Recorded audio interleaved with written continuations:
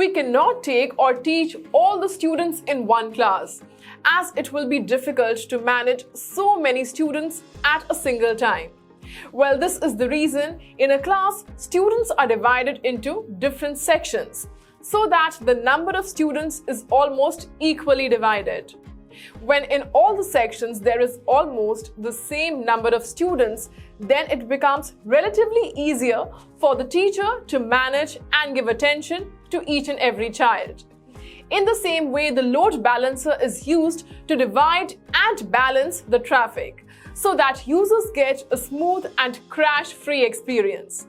Hello everyone, I'm Mariam from Data is Good, working as a data science evangelist. At Data is Good, we have trained thousands and thousands of students in our live classes and helped them make successful data science careers. If you are new here, then please do not forget to subscribe to our channel and press the bell icon to get all the latest updates and new content. In this video, we will talk about Elastic Load Balancing or ELB. So let us get started with the topics that we will be covering in this video. We will be starting with Elastic Load Balancing. Companies that use Elastic Load Balancing. We will talk about features of Elastic Load Balancer. We will talk about the advantages of using Load Balancer. Health checks. How Elastic Load Balancing works. Types of Elastic Load Balancing.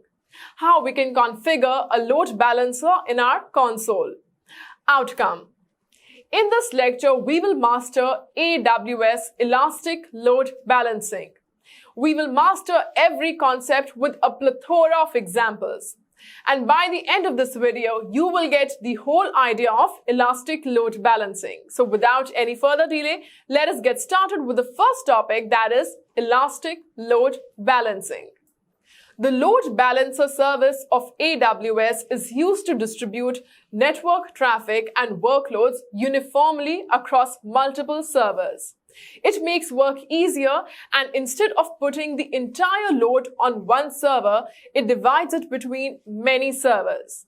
It is the reason Load Balancer improves the availability of an application and fault tolerance. The reason Elastic Load Balancing is very useful is that it automatically transfers or reroutes traffic to the remaining running EC2 instances if one of the instances fails. When the failed EC2 instance is restored, Elastic Load Balancing restores traffic to that instance as well. We can also use or let our load balancer take care of the work like encryption and decryption and let our servers focus on their main work. We can also use Elastic Load Balancing to add or remove EC2 instances as per changes in our needs without interrupting or hampering the overall flow of information. Great, so we saw what Elastic Load Balancing service of AWS is. And now it's time that we had a look at some known companies that use Elastic Load Balancing service. Dream11, Data is Good, Snapchat, Adobe, Lyft. Now, some of us might be aware of what Dream11 is. If you do not know, then Dream11 is a fantasy sports platform, and it has more than 100 million users who use the app. And we can think of the amount of traffic that the application would be receiving. The reason Dream11 can handle the operations and give its users smooth, crash-free experience is that it uses more than 100 load balancers. Yes, more than 100. We can understand by having a look at some companies that use this service to work smoothly and give a great experience to their users. So out of many reasons, the reason that the app is giving a smooth experience is because of the usage of load balancers. We have seen companies that use Elastic Load Balancing, and now we will look at the features of using Elastic Load Balancer. The first feature of using Elastic Load Balancer is security. One of the reasons for using Elastic Load Balancer is because of its security. For this, it uses Amazon Private Virtual Network Cloud. Our load balancer gets additional security, and while using, users can even create an internal load balancer. The second feature of using load balancer is health checks. Elastic Load Balancer also tracks the targets, and it prevents the flow of load towards unfit targets. It sends traffic to only fit and working targets like EC2 instances, containers, IP addresses, etc. before it balances the load towards the working targets. The third feature of using load balancing is high availability. Elastic load balancing automatically distributes the coming traffic to multiple availability zones or a single availability zone. When the traffic is distributed between different servers and zones, it makes them available. The fourth feature is operational monitoring. We can use Amazon CloudWatch metrics, logs, and request tracking, and we can view the status of the system in real time. We saw some of the features of using the elastic load balancing. And now we will look at some of the benefits of using the elastic load balancing. The first benefit of using elastic load balancing is flexibility. The applications could work and interact with one another using a microservice-based architecture. And the application targets can be customized by using IP addresses in Elastic Load Balancer. The second benefit of using Elastic Load Balancer is elasticity. It can handle rapid traffic fluctuations, and with the addition of auto-scaling, it can meet the various levels of measurable capacity with minimal manual intervention. The third benefit of using Elastic Load Balancer is hybrid load balancing. The Elastic Load Balancer can balance load across AWS and on-premises using the same load balancer. It is simple to switch over or migrate on-premises applications to the cloud. The fourth benefit is effective monitoring and auditing. Applications and their performance can be tracked and improved. We can also use CloudWatch metrics and logs to examine the data, traffic, and operation of our applications. Great, so we saw the features and advantages as well.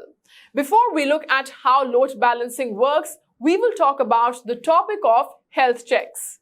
It is important to get our health check done as we can get to know whether our body is functioning properly and what we should do to improve how our body behaves. Health checks are used in load balancers as well. The load balancer uses active health checks to send a request to each registered target to check its status on a frequent basis. Each load balancer node examines the health of each target based on the health check settings for the target group to which the target is assigned. When a health check is completed, the load balancer node closes the connection that was established for the health check. The load balancer uses passive health checks to monitor how targets respond to connections. Passive health checks enable the load balancer to detect an unhealthy target before active health checks identify it. It is not possible to disable, customize, or monitor passive health checks. Great, so we saw different parts of the Elastic Load Balancer. Now it's time that we learned how Elastic Load Balancing works. A load balancer takes incoming traffic from clients and routes requests to one or more availability zones known as registered targets, such as EC2 instances. The load balancer also keeps track of the health of its registered targets, ensuring that only healthy targets receive the traffic. When the load balancer detects an unhealthy target, traffic is diverted away from it. When it determines that the target is healthy again, it resumes directing traffic to it. By specifying one or more listeners, we may configure our load balancer to accept incoming traffic. A connection request listener is a process that monitors for connection requests. For connections from clients to the load balancer, it is configured with a protocol and port number. For connections from the load balancer to the targets, it is also configured with a protocol and port number. So this is how load balancers work and route the traffic to the safe instances. Now it will be easier to understand the different types of load balancers, as we saw how they work. Types of load balancers. So there are three types of load balancers: classic load balancer, application load balancer, and network load balancer. So firstly, we will be talking about the classic load balancer.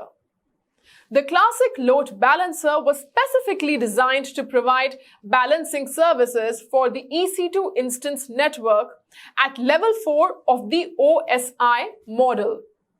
The classic load balancer routes traffic to the appropriate AWS EC2 instances, hosting the web application based on the protocols and port numbers from the incoming request.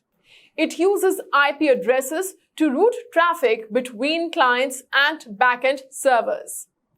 For example, if an elastic load balancer receives a request on TCP port 80 from a client, then it will route the request to a specified port of backend servers.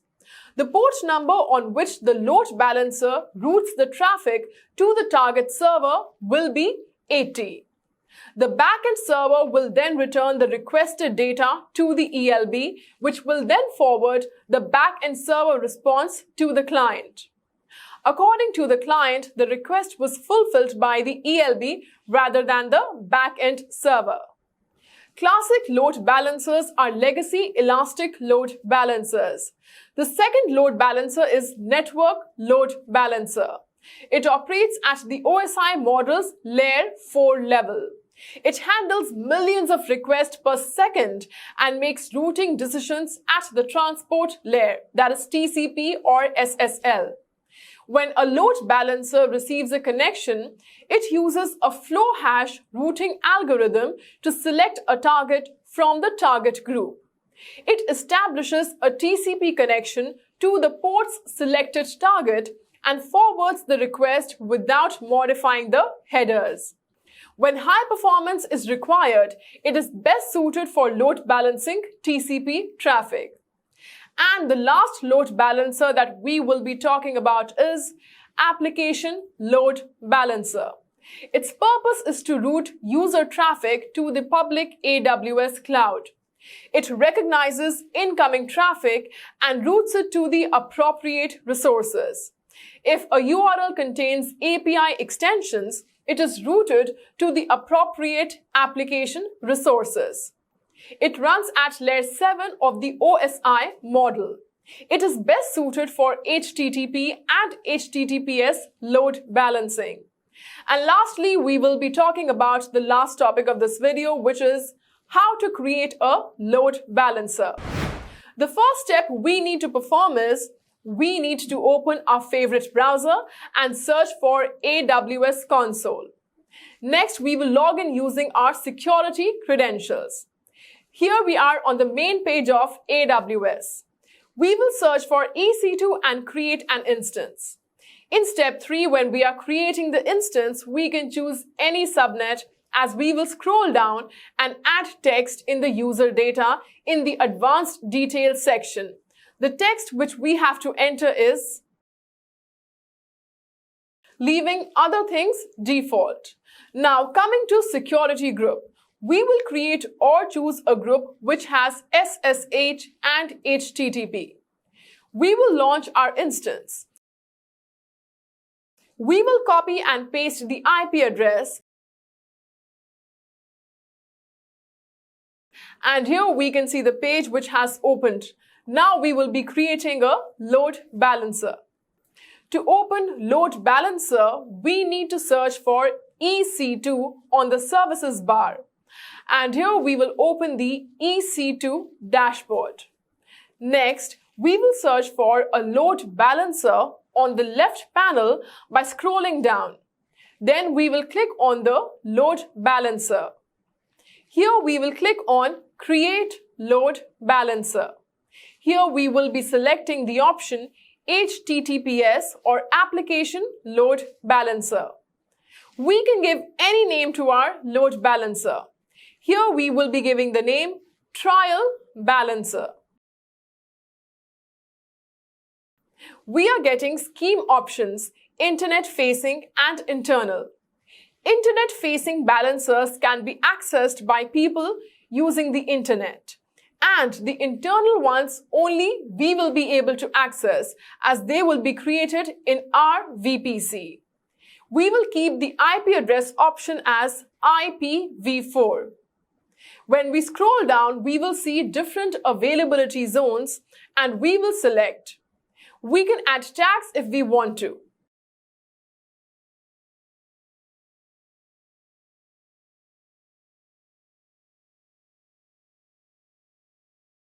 We will be clicking Next. Here we will get the option to configure the security group as we have chosen HTTP. We do not need to do anything here. We will click Next and we will be on Configure Security Group. For this video, we will be creating a new security group.